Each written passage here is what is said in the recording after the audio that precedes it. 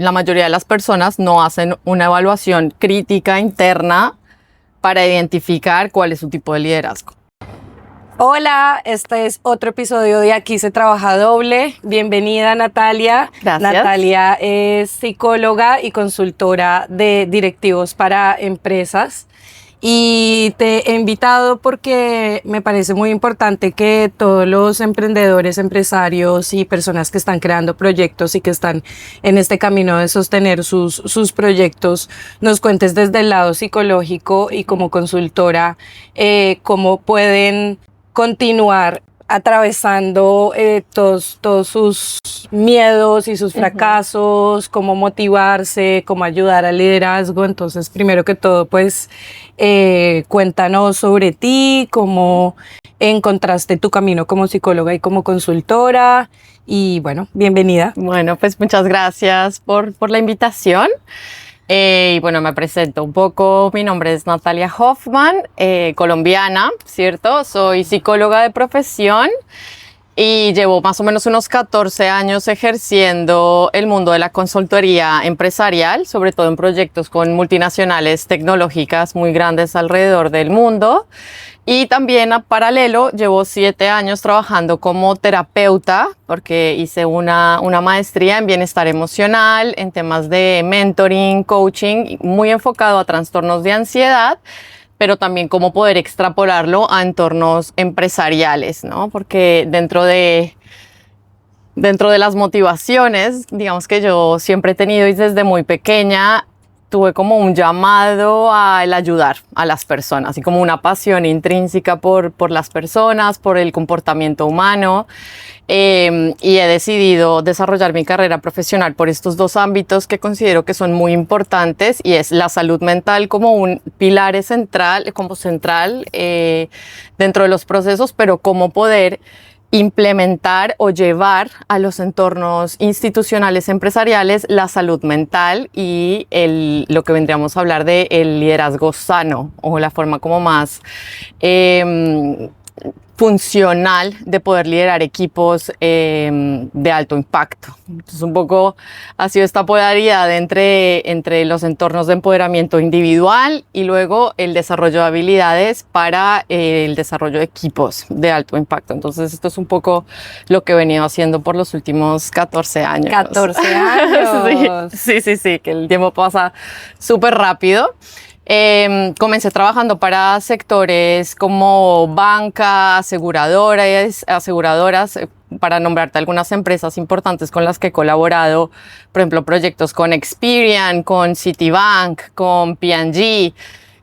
Luego de haber migrado aquí a Barcelona hace unos 8 años, trabajé en proyectos muy grandes en empresas como ABB, Vichy Catalá, Globo, Schneider Electric, Vueling, entre otras, como para dar una... Te conoces la dinámica corporativa a fondo. Bastante. Y creo que el hecho de haber podido ser consultora me ha permitido tener como una visión más objetiva de las corporaciones, ¿no? No es como estar dentro, sino en entender la cultura empresarial desde una parte, como desde afuera, desde consultoría, y poder tener como esta visión objetiva de cómo aportar valor a los entornos empresariales desde la salud mental y desde el empoderamiento.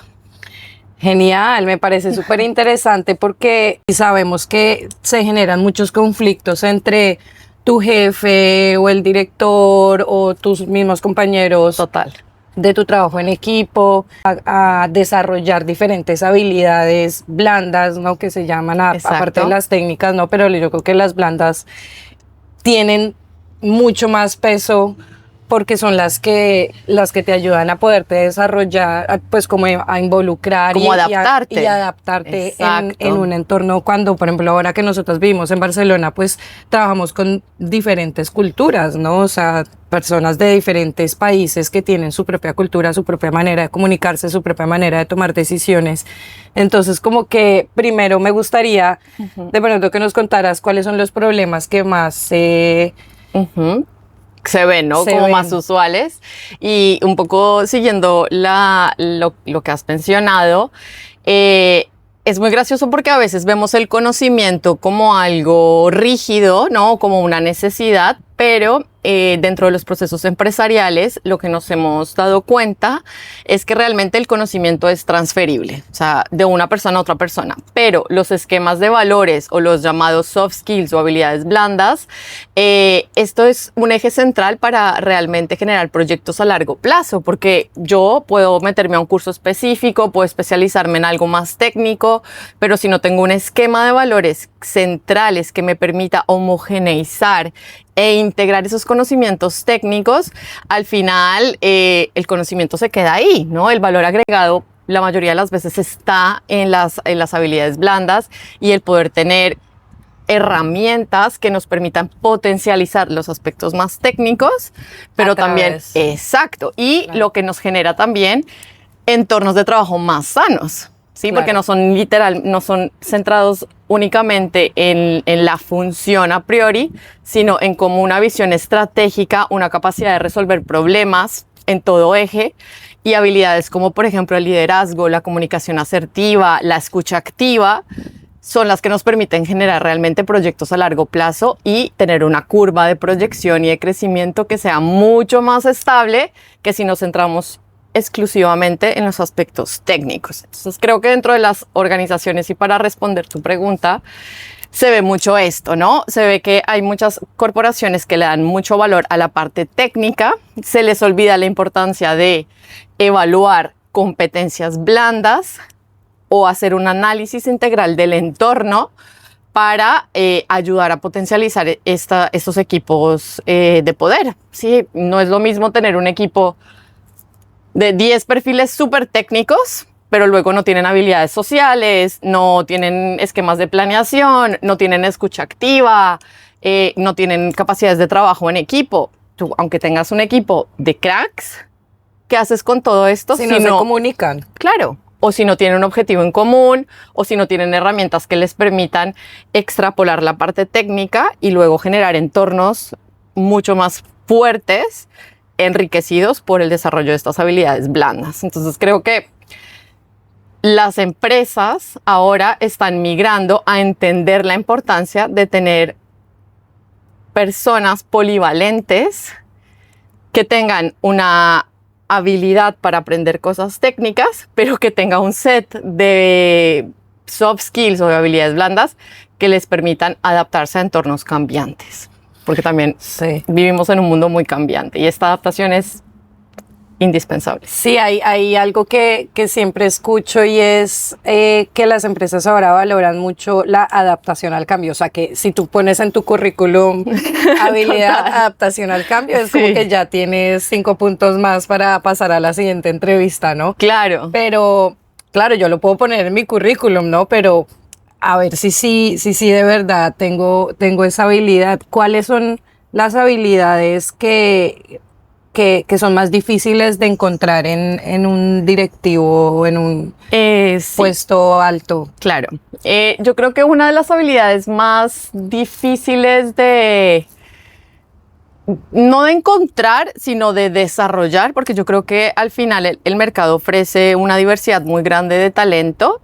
Creo que es muy importante centrarse en el tipo de liderazgo que necesita la cultura organizacional. Sí, no es lo mismo tener un liderazgo paternalista, ¿no? Que quiere muchas normas o que quiere imponer, ¿sí? A, por ejemplo, un liderazgo que sea de consenso, ¿sí? Que quiera hacer un liderazgo participativo, ¿sí? No es lo mismo un liderazgo de micromanagement, tengo que hacerlo yo, todo tiene que pasar por mí, todo tiene que ser supervisado, a un liderazgo, por ejemplo, de confianza, donde te dicen, ok, yo confío en tus habilidades, yo confío en tus aptitudes, participemos de forma activa en una construcción de un producto, de un proyecto, de un objetivo. Entonces, no voy a decir que algo es mejor que otro, porque creo que no va de esto el tema, sino de identificar cuál es el ADN cultural de cada proyecto, de cada empresa, y buscar líderes que ejemplifiquen o que representen el modelo de liderazgo que ese particular proyecto o esa compañía necesita. Ok. Sí, que esto también es diferente, porque es como decir, algo es mejor que el otro. No. Un liderazgo paternalista puede servir muy bien en una estructura que es rígida, más clásica, Pero arquitectura, exacto, o diseño, temas no sé, civil, ingeniería civil, cosas muy de estructura, que son muy pesada. rígidas, que son muy procedimentales, que necesitan mucha estructura, pero si tú vas a estar en un proyecto, por ejemplo, emprendedor, donde es un entorno dinámico, donde estás trabajando, por ejemplo, un producto de software que necesita activaciones, cambios todo el tiempo, pues necesitas un tipo de liderazgo que sea más participativo, que sea más de construcción colectiva. Entonces, claro, creo que el truco es identificar qué tipo de liderazgo me representa, qué tipo de liderazgo necesita mi proyecto y cómo puedo yo abstraer o reconocer el talento en las personas o desarrollarlo para cumplir los objetivos de ese proyecto en particular. Pensando como en el autoconocimiento, Sí. que ahora me genera esa pregunta. Claro. Las personas sí conocen realmente sus o conocemos realmente nuestras habilidades.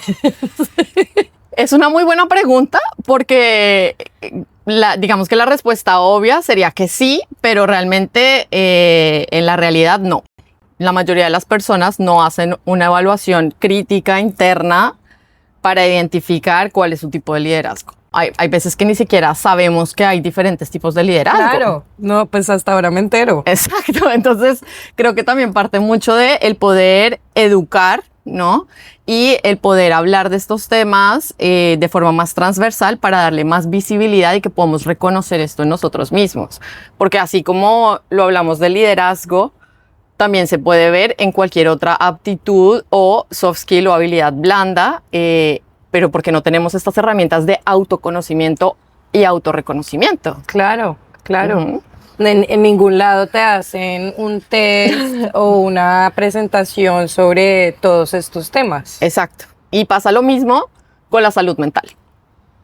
Sí, porque aquí hablando en temas empresariales, pero en la salud mental pasa muchísimo también, ¿no? Que tenemos esa tendencia al autodiagnóstico, pero al final ni siquiera sabemos qué quiere decir un diagnóstico o cuáles son las características para patologizar algún trastorno o algún mecanismo de defensa. Entonces yo creo que también hace falta mucha educación con respecto a nosotras y nosotros mismos.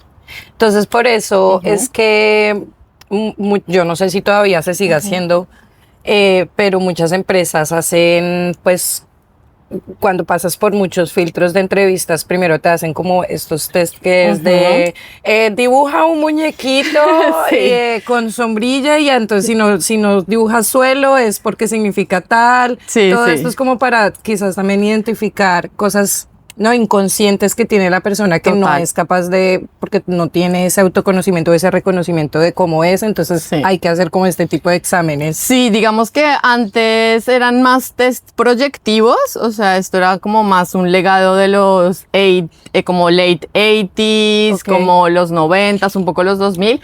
Ahora se hacen test que no son tan proyectivos, pero también son test que, o sea, son baterías que miden características de rasgos de personalidad.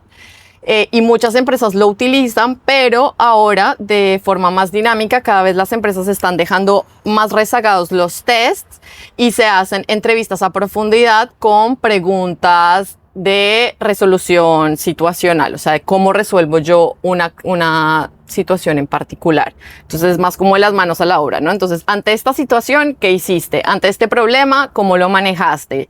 Si tuvieras la oportunidad de cambiar algo, ¿cuál sería el proceso que llevarías a cabo para cumplir este objetivo? Entonces, de forma indirecta, sí que se pueden ver algunas cosas, aunque yo creo que hay muchas otras que se escapan igual. Claro, porque también depende de la situación. Total. Y del humor en el que esté uno también en el momento. Sí, el de los estado de problemas que tenga ánimo. atrás. Exacto. Sí, sí. ¿Qué es comunicación asertiva? Claro, es interesante esta pregunta porque la comunicación asertiva pueden ser nuevamente muchas cosas. Lo que para mí es la comunicación asertiva puede que para otra persona no lo sea, de acuerdo pues también a sus rasgos de personalidad, sus experiencias vitales. Pero la comunicación asertiva tiene varios componentes y el primero es y hace parte de la escucha activa, ¿sí? La mayoría de las personas somos reactivas, ¿no? Entonces, oímos para responder, pero no escuchamos para entender. Entonces, la primera base de la comunicación asertiva es la capacidad de escuchar sin juicio para entender lo que me están dando, para entender a mi interlocutor sin tener una necesidad de responder, sino para comprender, ¿sí? Cuando yo comprendo, a su vez, mi comunicación es asertiva en el sentido de que yo respondo, no desde el ataque, sino desde la comprensión, la empatía, ¿sí? Y el poder realmente aportar valor a esta, digamos, interacción bidireccional, ¿sí? Para que haya comunicación asertiva necesitamos que sea un intercambio de dos. No soy yo diciendo todo lo que quiero o no importándome lo que tú tengas que decir, sino comprendiendo, analizando, aportando valor y escuchando de forma receptiva, ¿no? Al final creo que esto es uno de los ejes centrales. Y luego otro de los componentes es la pausa.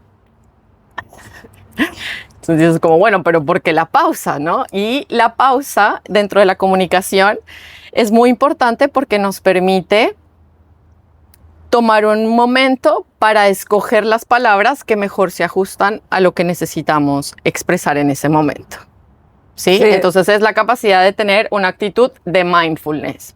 ¿Sí? Lo que te dicen, piensa 7, 10 segundos antes de responder. Claro, y lo que pasa es que la mayoría de las personas sienten que estos 10 segundos, 7 segundos son eternos. Ajá. Y tú dices como, no, esta persona debe pensar que yo me fui por las ramas, no entiendo. Y no, al final la percepción de esos 7 segundos para la otra persona no significa nada y a ti te dan la capacidad de realmente organizar tus ideas para aportar valor a la conversación y no ser reactiva, ¿sí? Ser proactiva en la forma como te comunicas. Entonces, esa pausa a veces sí que marca toda la diferencia.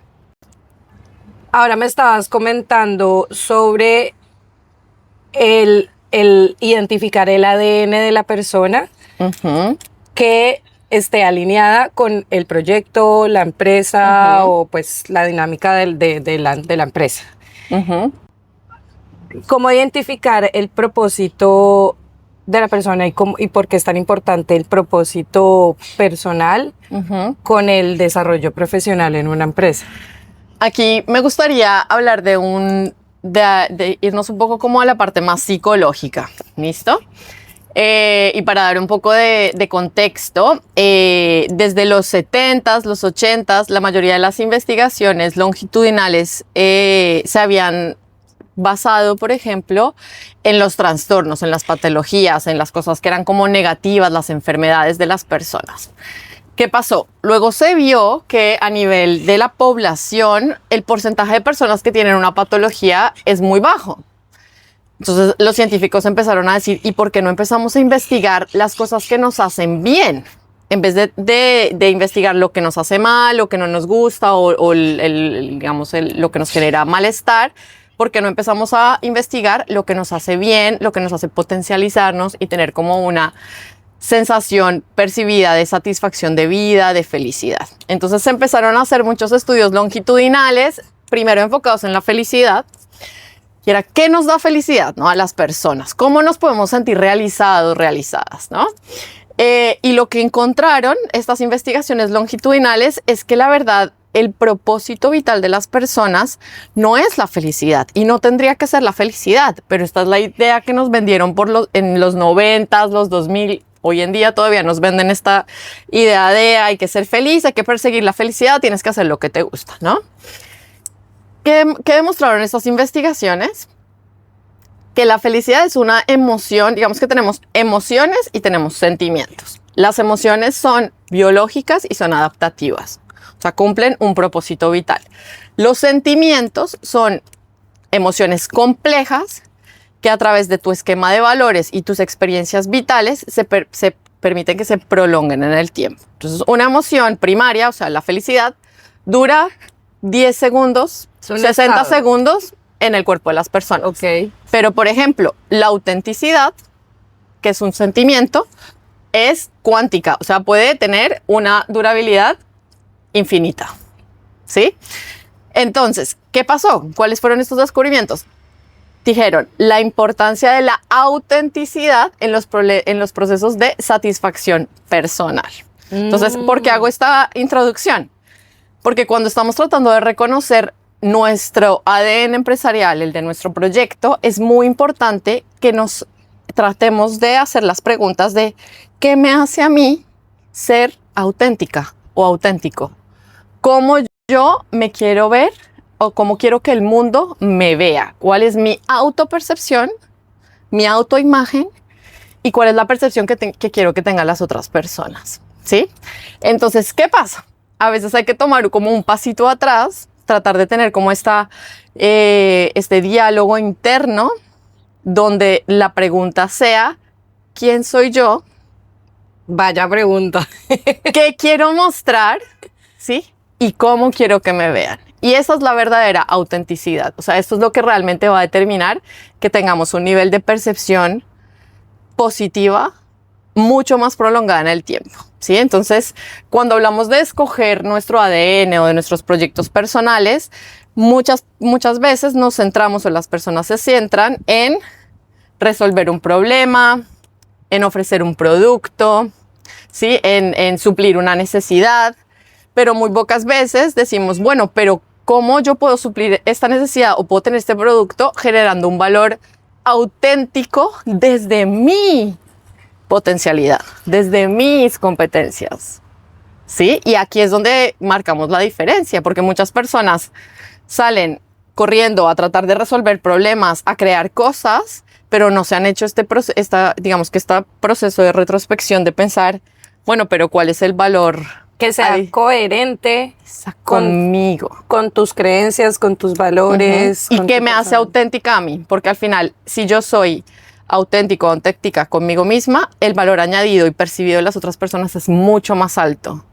Y aunque las otras personas o ese proceso sea más lento, mi satisfacción personal va a ser mucho más alta. Con lo cual voy a ser más resiliente, voy a tener más imaginación, voy a tener la capacidad de poder ser más recursiva a la hora de ofrecer soluciones, pero porque estoy siendo honesta conmigo misma. Claro, no estás buscando encajar, no, sino abriendo paso desde el self, desde lo que yo soy.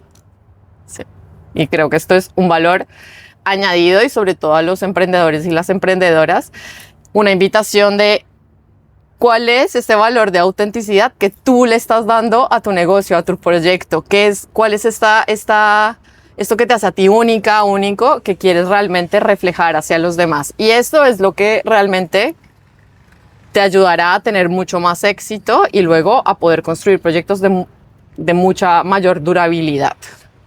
Yo hice un taller de Borja Vilaseca, él es me encanta. Un español que está enfocado en desarrollo personal y en este taller, para entender cómo te ven los demás, era preguntarle a tus 20 personas más cercanas, enviarles un mail, o sea, como primero hacerte tú ese autodiagnóstico y enviarles un mail a estas 20 personas, o quizás también pues quedar en vivo, como sea. Un cafecito. Contándole así como, pero vamos a hacer esta tarea, ¿no? Es como, yo me voy a presentar, yo te voy a decir quién soy yo, cómo me veo. Ahora, cuéntame tú si tiene coherencia con cómo me ves tú a 20 personas, y así como que uno va... Una retroalimentación, ¿no? Como un proyecto. Sí, a veces como que muchas personas te dicen como... no y yo también lo pienso, ¿no? Como no pienses en lo que piensen los demás, no te preocupes tanto en cómo te ven o cómo tú haz las cosas, pero quizás si estás en ese autoconocimiento y en ese autodiagnóstico, sí es importante hacerse esa pregunta, pues en esa temporada de ese proceso, claro. ¿no? No es como estar todo el tiempo, claro. Y esto que dices es súper importante porque al final tenemos que entender algo, y es que los seres humanos somos seres sociales. Y al ser seres sociales necesitamos la aprobación de otras personas para el autorreconocimiento. No es lo mismo el autoestima a la autopercepción y el autoconocimiento, ¿sí? Mi autoestima puede depender de mí, de lo que yo creo de mí, pero mi autopercepción y mi autoconocimiento dependen mucho de lo que las otras personas ven en mí y lo que yo reconozco a través de las otras personas. O sea que este proceso de validación social es una característica humana, ¿sí? Entonces también es importante educar, ¿no?, a las personas de entender, no es que a ti te tenga que importar todo lo que piensen los demás, pero sí es importante tener una retroalimentación para que tu propia autoestima se pueda construir y que si tú ves que tu autopercepción, o sea, lo que las otras personas piensan de ti, no va alineado con lo que tú consideras, esto es un input súper importante para que tú te puedas alinear y va a tener un impacto en tu autoestima. Porque al final nuestra autoestima es cómo nos sentimos con nosotros mismos, ¿sí? Y sería un poco, no voy a decir ingenuo, pero sí un poco ingenuo en el sentido de creer que no necesitamos la aprobación de los demás para ser nosotras mismas. Yo creo que hasta un punto sí. Creo que no debe ser el eje central. Creo que no debe ser algo determinante, pero sí es algo que es una realidad. Entonces, ¿por qué no interactuar con esto y hacerlo y jugar con esto a mi favor? Claro, y pensándolo en el tema empresarial, yo creo, ya me corregirás tú, que un problema muy, muy grande es que las personas se desmotivan en su trabajo, no por su entrega, porque puede que la entrega del proyecto, las tareas las hagan perfecto, pero por esa falta como de recompensa o de aprobación o de te felicito, lo hiciste muy bien. Total. Porque lo que hace que el mundo vaya tan rápido y que haya que facturar y que haya que entregar todo ya, pues lo que hacen es solo corregirte. Total. Y no decirte, muy bien, te felicito, estrellita, ¿no? Entonces le toca a uno solito hacerse. Y sí, y pasa muchísimo, porque luego también, y volviendo un poco al tema que habíamos hablado anteriormente del liderazgo, el entender el proceso de reconocimiento dentro de la construcción de la autoestima individual es muy importante. Sí, hay líderes que no entienden que hay personas que necesitan un reconocimiento verbal para poderse sentir motivadas. Y yo no te voy a decir todas las personas lo necesitan, no, pero también parte del diálogo, la escucha activa, lo que habíamos hablado, de yo poder preguntarle a mi colaborador, colaboradora, partner, ¿cómo necesitas sentirte reconocida? Uy, súper importante esa pregunta. Y luego se lo haces a las demás personas porque están rodeadas contigo, tus partners, pero luego hacértela a ti. Claro. Entonces, Juana, ¿tú cómo te sientes reconocida? Claro. ¿No? Y ahí realmente se abre un mundo muy grande de autoconocimiento y digo como, bueno, es que yo si no tengo esta palmadita en la espalda, no me motivo. Entonces, ¿qué necesito? ¿A quién necesito para que me dé esa palmadita y yo pueda seguir adelante? No quiere decir que tú tengas que cambiar o negarte que necesitas ese reconocimiento. No, es decir, bueno, ya sé que me identifico, me conozco, reconozco que lo necesito, ahora voy a buscar, ¿no?, los medios o las personas para poder tener esto y que esto me ayude a cumplir mis objetivos. Me encanta, súper importante. Si estoy creando una empresa, o ya llevo con mi empresa 3 años, está comenzando a crecer, necesito contratar a más personas para formar un equipo y que empecemos a trabajar juntos. ¿Qué le recomiendas a estos empresarios en cuanto a la selección de personal y cómo hacer que sea este trabajo en equipo muy, muy fluido y muy empático y muy armonioso, digamos? Esta pregunta es ideal porque creo que la respuesta no es obvia, ¿no? A veces, y sobre todo cuando somos emprendedores, emprendedoras, nos pasa mucho que tenemos como esta tendencia a buscar mini clones, ¿no? Entonces, como yo soy así, entonces voy a buscar a alguien que sea como yo porque seguramente se va a llevar bien conmigo y tal. Y este es el primer error.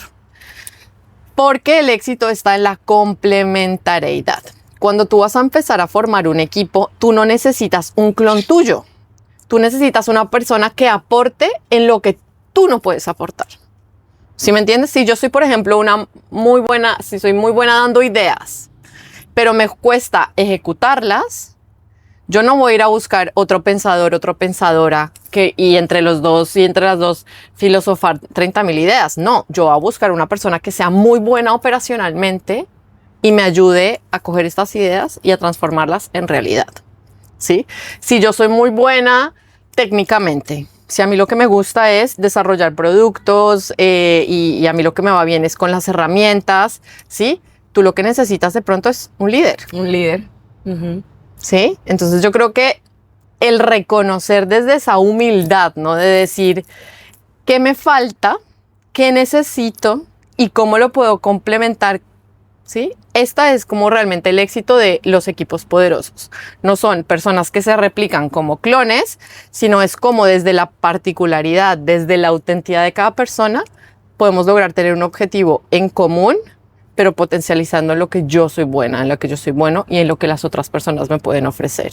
Claro, y esto me hace pensar que si yo soy la creadora del proyecto, uh-huh, naturalmente uno piensa, pues yo soy la líder, ¿no? Porque yo soy la que creo el proyecto, yo soy la que tomó la iniciativa, pero está muy bien esto de reconocer como no, quizás es que yo no tengo estas habilidades de liderazgo y lo que necesito es un líder. Total. Que yo le doy las ideas del proyecto, cómo está funcionando, pero que él sea el que tome el rol de liderazgo y yo estoy contenta también con mis habilidades, uh-huh, y con mis tareas. Total. O sea, y entender... No todos tenemos que ser líderes, no, o sea, ese no es la felicidad. ¿No? Ser jefe, CEO de una empresa, eso no es el punto éxito ya. El highlight profesional o es lo que me va a dar a mí más satisfacción personal. Exacto. Sí, por ejemplo, si yo no tengo habilidades de liderazgo, tú puedes desarrollarlas hasta un punto, ¿sí? Pero si yo me voy a quemar la vida, la cabeza, tratando de desarrollar algo que no me es natural, voy a bajar mi performance en algo que me gusta, que es, por ejemplo, crear.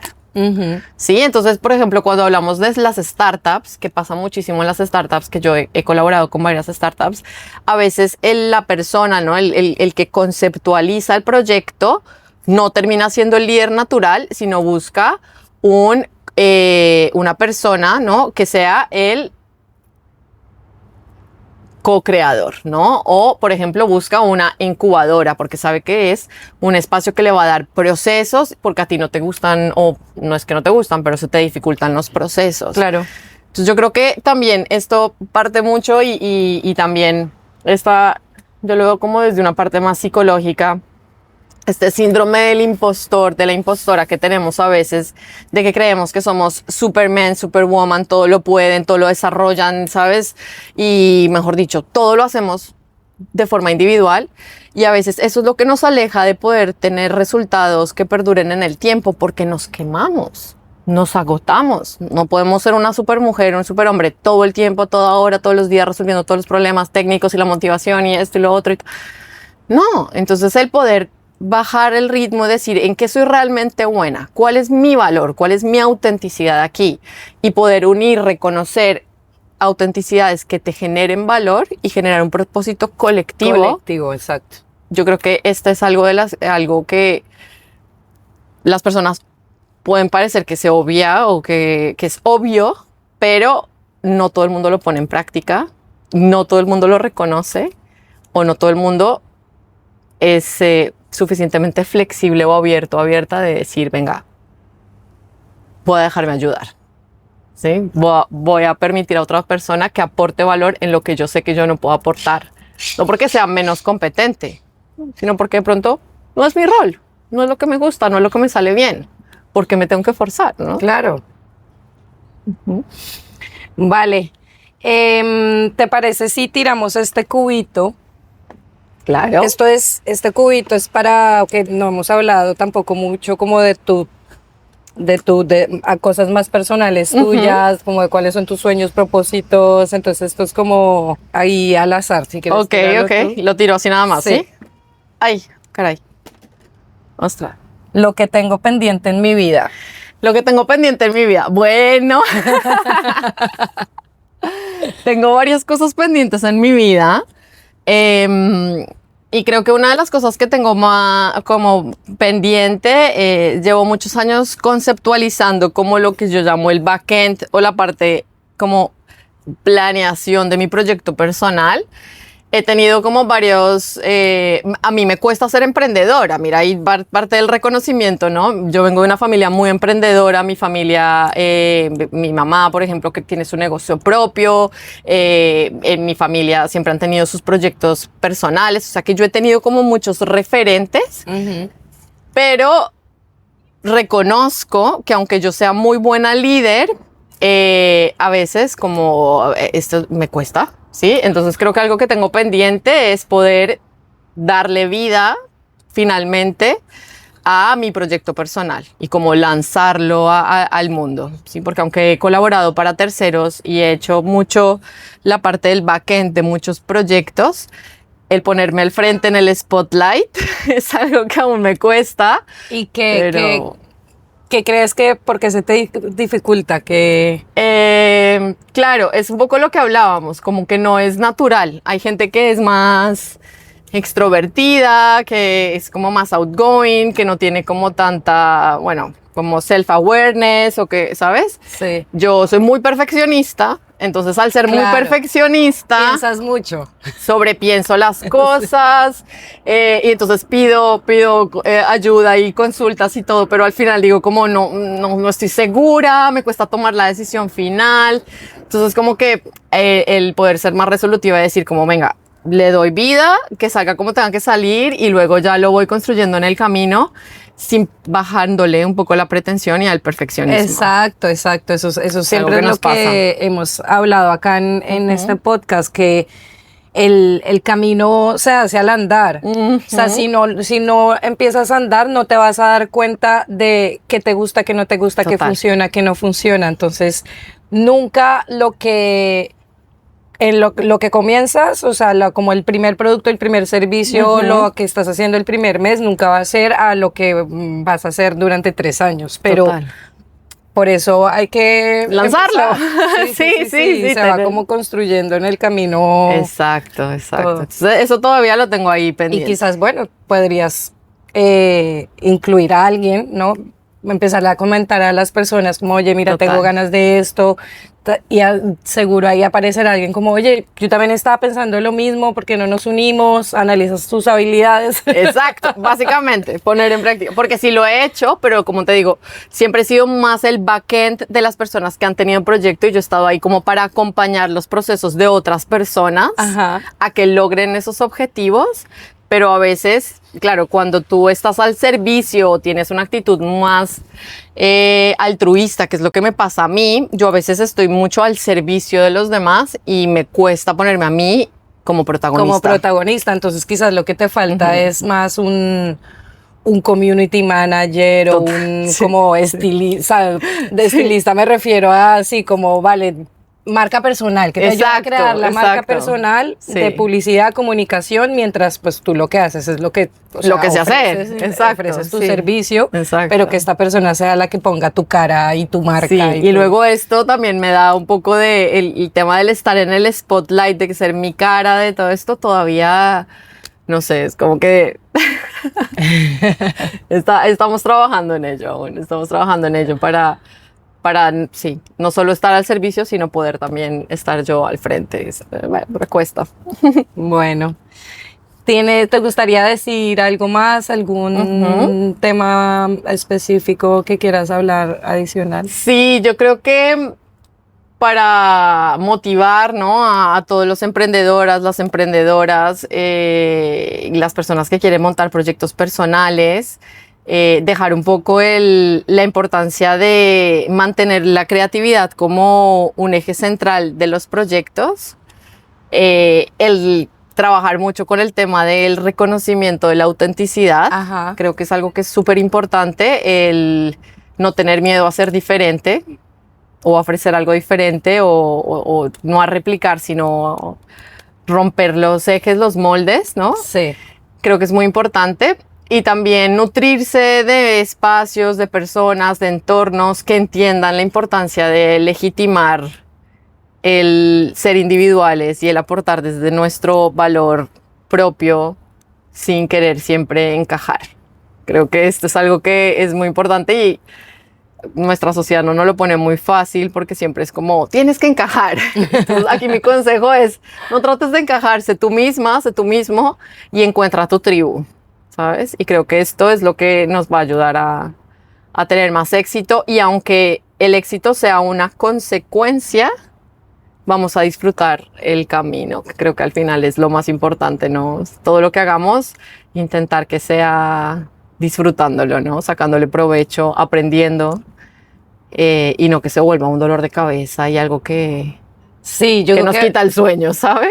algo que las empresas siempre tienen que tener en la entrada de su oficina es misión, visión y valores, pero antes se hacía como tarea, ¿no? Es Sí. como, y había que como que como identificar cuál es la diferencia entre misión y visión, pero muy tarea de colegio, pero Claro. creo que ahora sí se le está dando la importancia. Claro, Hace no es como por llenar una lista de cosas que tengo que tener, Sí. sino es de realmente qué es lo que yo quiero reflejar. Hace poquito una chica me escribió como, oye, pero no veo dónde están los valores de la empresa. Y yo, ¿para qué los necesitas? Pues porque quiero saber si mis valores están alineados con tu empresa. Y es como, mira. O sea, Y es muy importante, muy importante. Y más ahora que nunca, porque en las nuevas generaciones, antes era más como, bueno, cumplo mi trabajo, mis horas y ya. Ahora necesitamos sentirnos reconocidos en un entorno en el que nos identificamos. Exacto. ¿Sí? Yo no voy a entrar a trabajar en un proyecto que no tiene un esquema de valores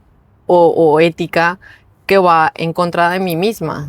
Ya no estamos en ese punto generacional donde hacemos oídos sordos y simplemente seguimos normas. No, ahora estamos en un momento, y realmente nuestra generación es una de las generaciones más preparadas, ¿no?, en la historia, donde tenemos más recursos, más información. Total. Y el sentirnos identificados se ha vuelto esencial desde qué trabajo escoges, qué pareja escoges, ¿no? Cómo te proyectas, qué te motiva, qué tanto duras tú en un proyecto o en un trabajo, ¿no? Porque al final te venden esta historia de, bueno, estos son mis valores, ¿no? Diversidad, inclusión. Y luego llegas y todo el mundo son clones, nadie tiene algo que añadir, o realmente tú dices, bueno, a los 3 meses ya estás buscando un cambio de trabajo, porque ellos ¿sabes? sí hicieron la tarea de colegio, pero no la integraron. No, exacto. Total. Bueno, Nata, pues muchas gracias. Me encantó la conversación. Bueno, sí, quería recomendar un libro de Simon Sinek que se llama Encuentra tu porqué. Este libro me cambió la vida por eso mismo, porque yo estaba pensando cuál es mi propósito, qué es lo que pasa en el mundo corporativo, que no encajo, que no me gusta, qué es lo que pasa. Y cuando leí ese libro entendí como, ok, es que lo que necesito primero es entender cuál es mi propósito de vida, no profesional, sino de vida. O sea, me gusta servirle a las personas, ayudarlas, lo que sea, pero cuando uno tiene ese propósito, como que ya puedes caminar por el mundo e interactuar con las personas y trabajar y buscar pareja y etcétera. Entonces se los recomiendo muchísimo. No sé si tú tengas un libro también para recomendar. Sí, bueno, digamos que hay varias referencias de libros. Hay unos como, yo es que leo literatura que es un poco más pesada.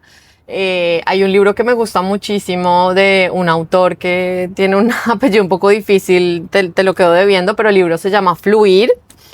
Y habla un poco de lo que mencioné inicialmente en términos de la autenticidad y legitimar como el momento presente. Y es este concepto en psicología de no busquemos la felicidad, busquemos el estar presentes en el momento y el cómo podemos ser receptivas y receptivos a lo que está a nuestro alrededor. Creo que es muy importante conectar con esos valores, con esos principios desde lo que es más auténtico en nosotras y en nosotros mismos. Y este libro nos ayuda a ver que al final el poder estar presentes, el tener esta compasión sentida por nosotras mismas, y el no poner como la vara tan alta. No exigirnos. No ese nivel de autoexigencia, sino más el reconocer la capacidad del momento presente y cómo podemos aportar valor desde el ahora. es fundamental, así que lo recomiendo mucho. Y también hay un podcast que tiene capítulos muy cortitos, es en inglés, pero a mí me gusta mucho, que se llama Create Art, No Content. Y va un poco como esta visión de cómo podemos ser auténticas o auténticos en nuestros procesos y tratar de quitar como esta presión social de crear algo que la sociedad necesita y que sea algo más, algo que nos refleje a nosotros y a nosotros mismos. Crear arte, no contenido. Exacto.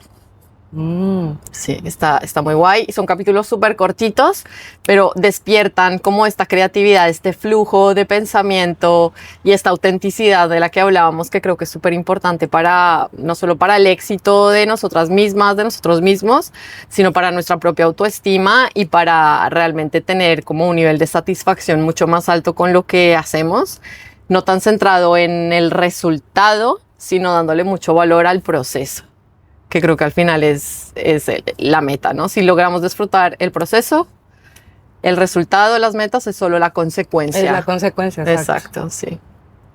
Y pues muchísimas gracias a ti por este espacio.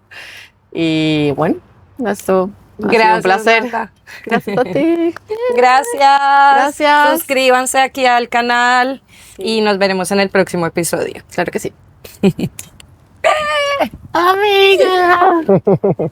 ¡Qué linda! Súper chévere. Amor, sí, ¿no? Fluyó bien, ¿no? Fluyó bien. Creo que había mil cosas que quería decir que no dije, pero bueno. Sí. Pero al final, ¿sabes? Como que se dio así, creo que es lo más importante.